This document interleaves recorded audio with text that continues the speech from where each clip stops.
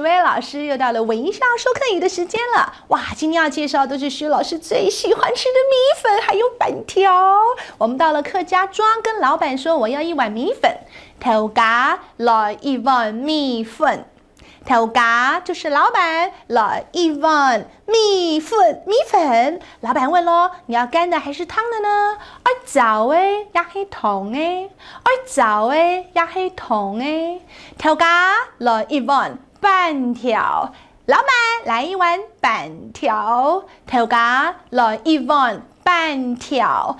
板条好好吃哦，然后呢，老板问你说，早诶，呀黑桶诶，你要干的呢，还是汤的呢？许巍老师建议大家2种都试试看，都很好吃哦。再来，头家的旁边通常会有一个头家娘，就是老板娘。老板娘，我还要切点小菜哦。头家娘切得为冷盘，切得为冷盘。客家话说小菜呢，是说冷盘的意思。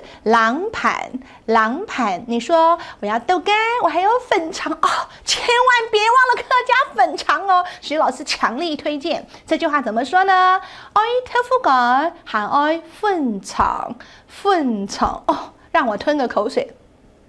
好好吃哦！接下来呢，要介绍迎客喜相逢。来，小题大做的客家话怎么说呢？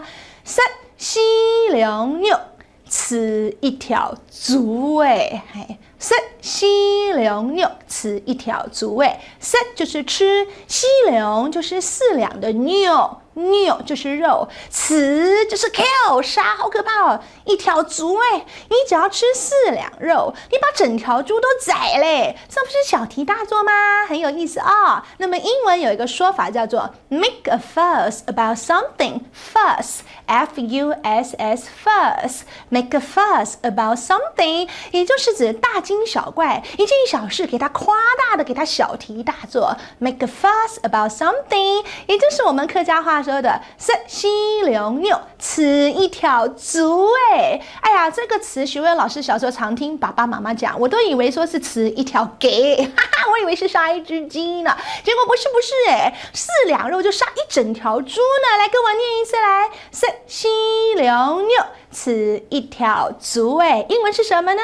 Make a fuss about something。好，今天就学到这里喽。接下来呢，许老师要带着大家复习哦，嘴巴借我吗？下次到客家庄的时候，用客家话来跟老板说1碗米粉，头家来1碗米粉，爱早诶也是汤诶，头家来1碗板条，爱早诶也是汤诶，头家娘切得为冷盘，豆腐干好来粉肠哦。小题大做怎么说？食西凉肉，吃1条猪诶。Make a fuss about something。我是许巍，许梦你安子噻哦。